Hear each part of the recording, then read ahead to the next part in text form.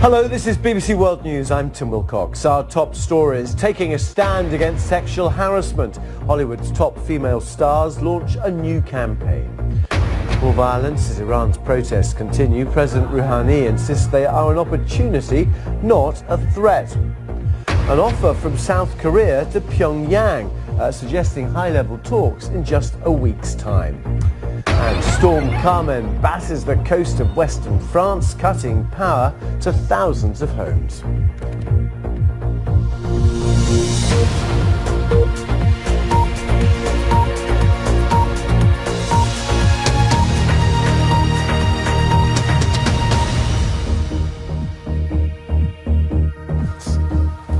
Hello, welcome to the programme. More than 300 female Hollywood A-listers have launched an initiative to tackle sexual harassment in the workplace. The campaign, called Time's Up, includes Hollywood stars such as Cate Blanchett, America Ferrera and Meryl Streep. It'll provide legal support for women and men who suffer abuse. Our correspondent Peter Bowes has more details from Los Angeles.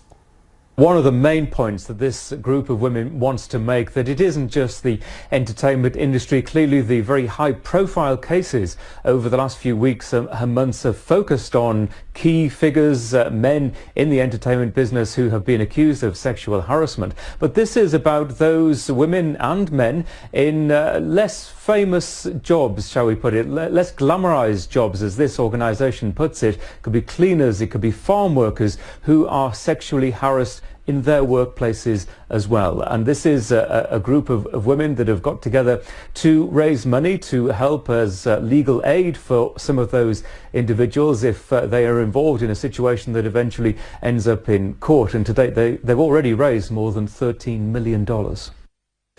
Peter Bowes in LA. Well, KJ Matthews is an entertainment journalist there as well. She explained how the campaign had gathered momentum since it was launched. We don't want to lose this moment and just hashtag it to death. We want to make sure that Hollywood understands that things need to change, and here's how it needs to change.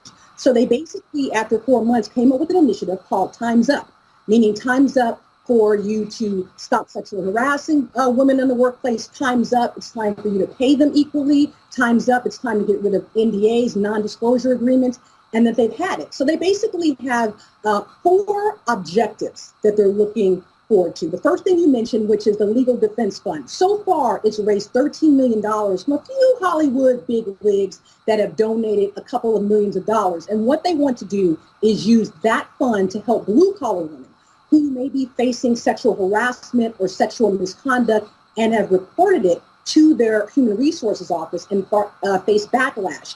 Many of these women in these circumstances do not have the money to fight big companies.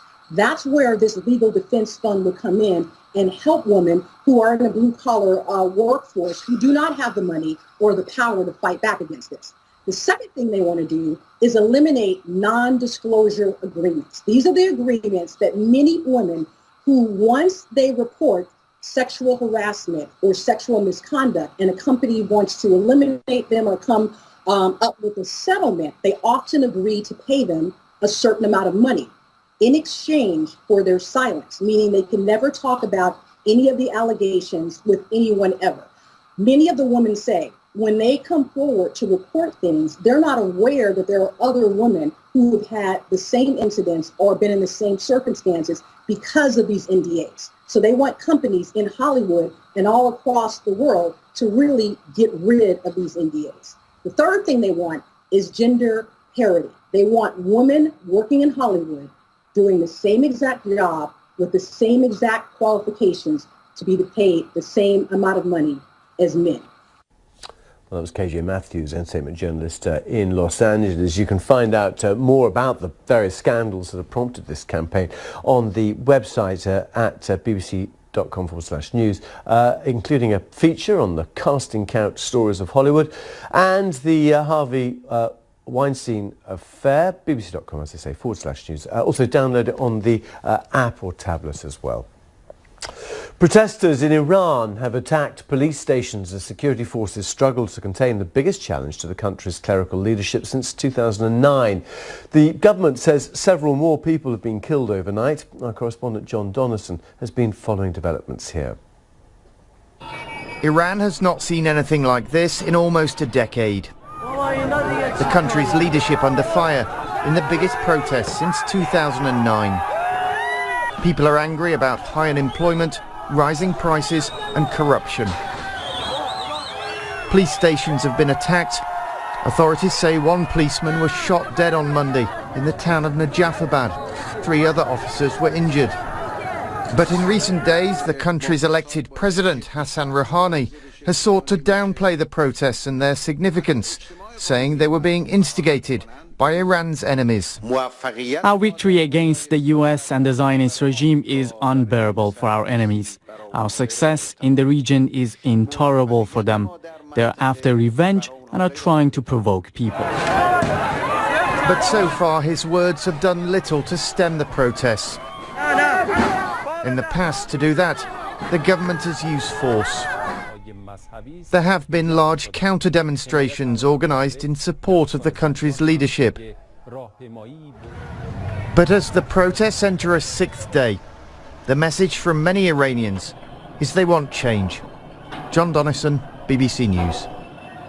Well, a little earlier I spoke to Rana Rampour from BBC Persian, and I began by asking her about the lack of action, it seems, so far from the authorities in terms of a broad crackdown. Commander of the Revolutionary Guards yesterday said that the protests have been so insignificant that the Guards haven't been involved yet. And it's not as harsh as it could have been, and there are different reasons for that. Last night, though, one security officer was killed in the city of Najafabad in the center of Iran, which could potentially create more violence on both sides. It started as a sort of demonstration against food prices, but also unemployment, corruption, and the funding by Iran of conflicts in the region. How much of that has been addressed by the authorities? How much of that has been talked about publicly? Not much. What President Rouhani did about a month ago was that he released the details of the next year's budget. And it became clear that a large amount of money is being given to religious organizations. That has created a buzz among the social media users, and people were very angry because while in some regions of the country about 60% of people are unemployed, they don't see a reason why so many of these organizations are getting large sums of money from the government.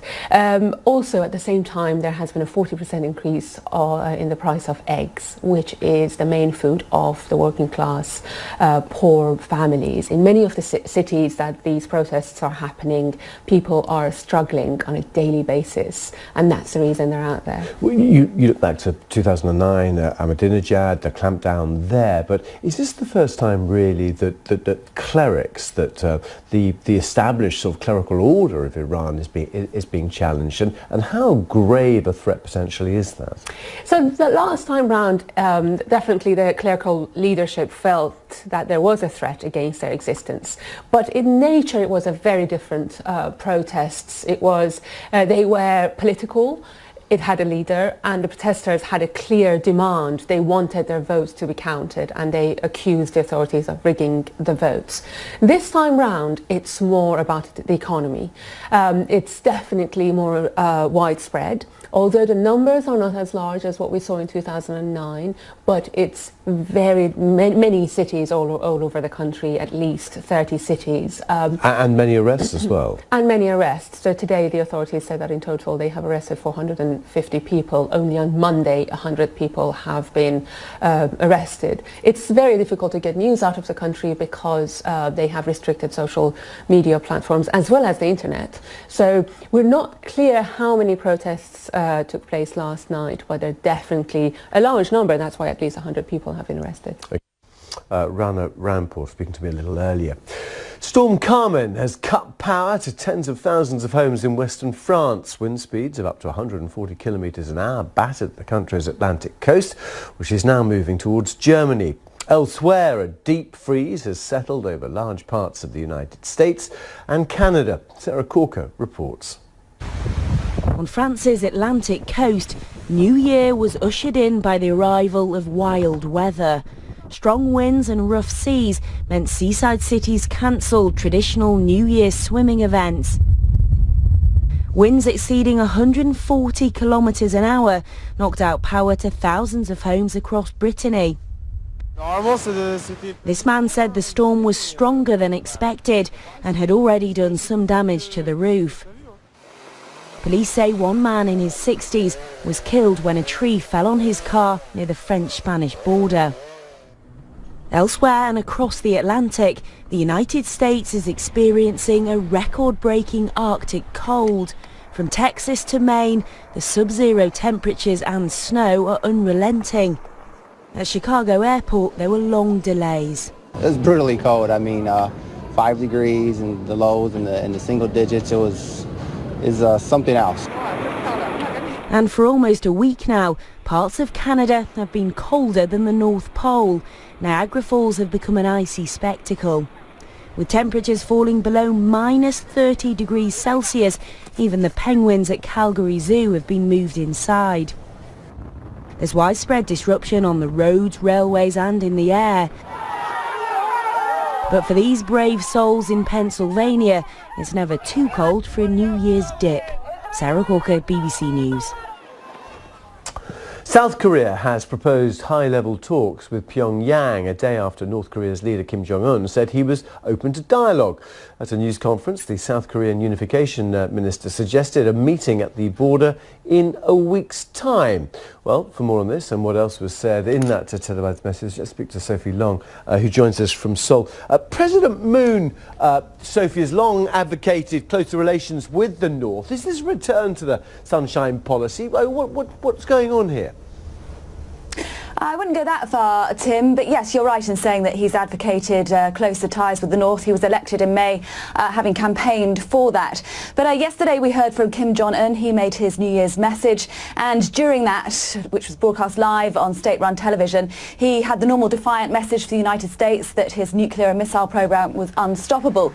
But he also talked about an urgent need to reopen cooperation, inter-Korean cooperation, and said that he was considering sending a delegation to Pyeongchang, the Winter Olympics due to be hosted by the South in just a month's time. So within hours of that, we heard from President Moon. He said that he welcomed those words from Kim Jong-un.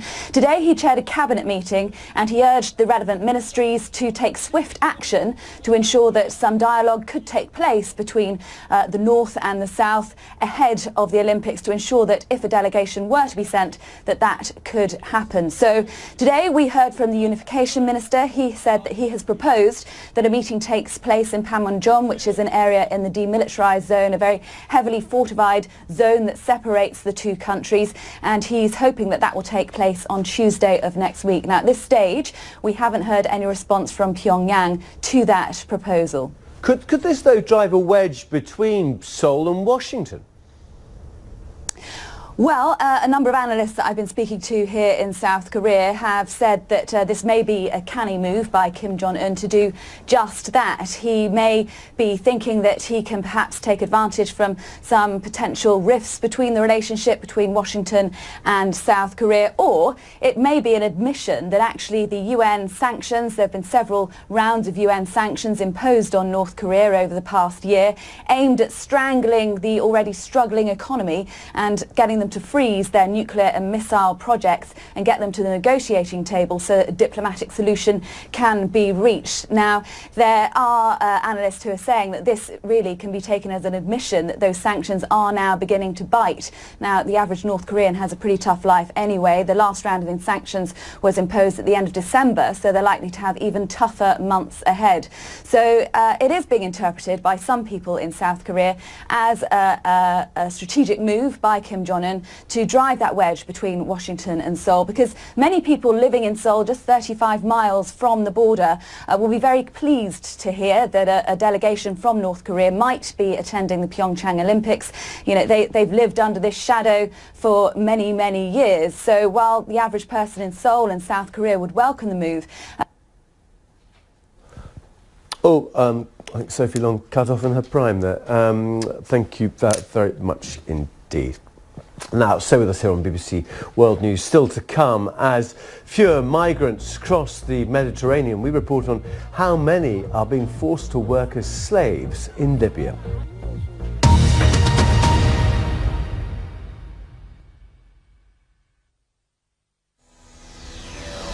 The most ambitious financial and political change ever attempted has got underway with the introduction of the euro. Tomorrow in Holland we're going to use money we picked up in Belgium today, and then we'll be in France and again it'll be the same money. It's just got to be the way to go.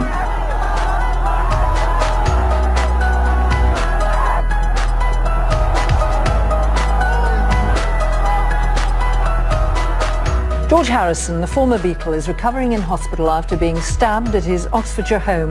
A 33-year-old man from Liverpool is being interviewed by police on suspicion of attempted murder. I think it was good. Just good? No, fantastic. That's better.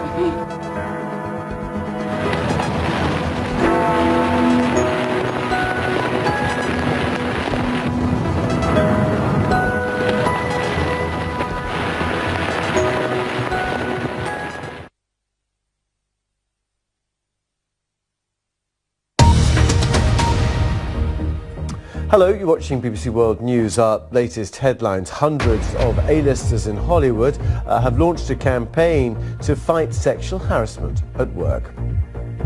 More violence as Iran's protests continue. President Rouhani insists they are an opportunity, not a threat. Hundreds of thousands of migrants remain stuck in Libya after the number trying to cross the Mediterranean Sea to Europe has been reduced by police patrols. European Union policy of encouraging Libyan groups to monitor its coastline has reduced migrant travel by 70% since July. However, the UN has described living conditions for the majority of African migrants as inhumane.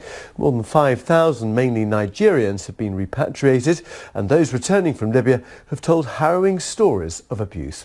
In this special report, BBC's Stephanie Hegarty went to the city of Benin in southern Nigeria to meet those who'd been recently released. Many of those who've walked the streets of Benin have dreamed of going to Europe. Jackson and Felix almost made it. But they were arrested in a boat off the coast of Libya and sent to prison in a place called Garian. Before they sent me as a slave in the prison, I witnessed close to 10 deaths. The Mudi that used to guide us, which is the Arabu man, he came at the night, he now counted 20 of us. Take us to the farm and work for a farm, harvest onions. We walk, no food, sometimes They said when they were no longer needed, they were dumped in the desert, rescued by a man driving by. They were repatriated to Nigeria with the help of the UN. We spoke to several Nigerian migrants, cross-checking the details of their stories, and each told us of the same horrifying trend. Prison authorities leasing or selling migrants to local businesses as labour. It's a new development in a dark and brutal industry in which traffickers and prison guards extort migrants, forcing them to buy their freedom. There were a connection man there that normally have the connection to the Mudi, that's the director of the prison.